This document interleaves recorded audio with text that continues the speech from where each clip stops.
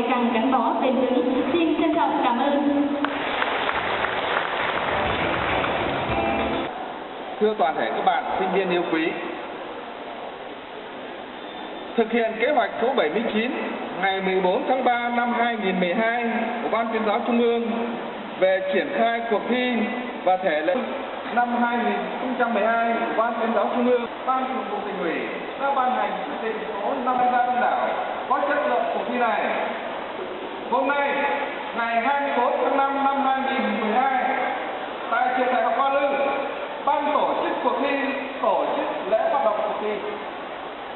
Tới dự chỉ đạo lễ phát động cuộc thi, tôi xin trân trọng giới thiệu đồng chí Phan Tiến Dũng, Ủy viên Ban Thường vụ Tỉnh ủy, Trưởng Ban Tuyên giáo Tỉnh ủy, Trưởng Ban tổ chức cuộc thi.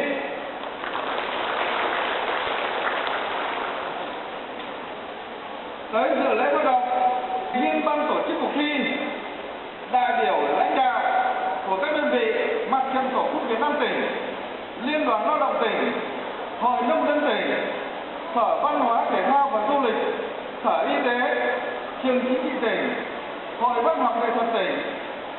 Hội Nhà báo tỉnh đề nghị chúng ta nhiệt liệt chào mừng. Giáo, cô giáo và toàn thể các em, chính Trung ương Đảng và Thường trực Tỉnh ủy, ban tổ chức cuộc thi tìm hiểu lịch sử quan hệ đặc biệt Việt Nam-Lào, Lào-Việt Nam, tỉnh Ninh Bình long trọng tổ chức lễ phát động cuộc thi tìm hiểu lịch sử quan hệ đặc biệt Việt Nam-Lào, Lào-Việt Nam nhân dịp kỷ niệm 50 năm ngày thiết lập quan hệ ngoại giao,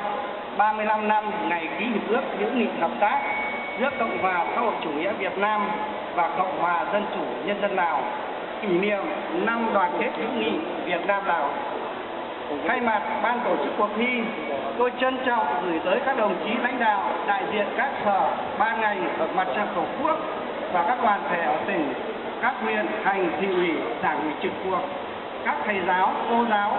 và các em sinh viên Việt Nam và Lào đang học tập tại trường Đại học Hoa Lư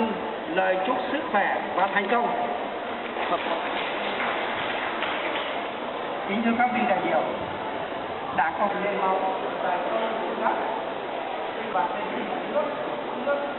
được xây đắp bằng công sức khỏe hai nhà nước và nhân dân hai nước Việt Nam Lào trên tất cả các đối ngoại, vân vân.